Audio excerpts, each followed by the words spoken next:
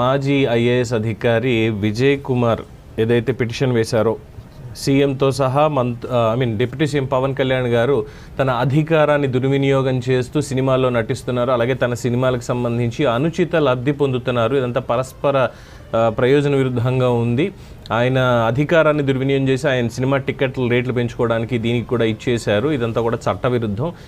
Peoples representation యాక్ట్లో దీనికి సంబంధించినటువంటి మార్గదర్శకాలు ఉన్నాయి, మంత్రులకి సంబంధించి వాళ్ళు ఏం చేయొచ్చు ఏం చేయకూడదనే ఉన్నాయి.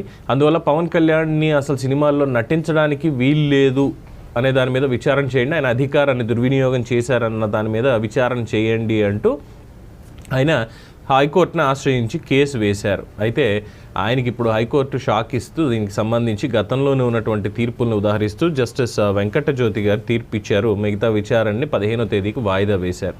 అలాగే దీంట్లో గతంలో చూసాం మనం, ఇందులో అధికార దుర్వినియోగం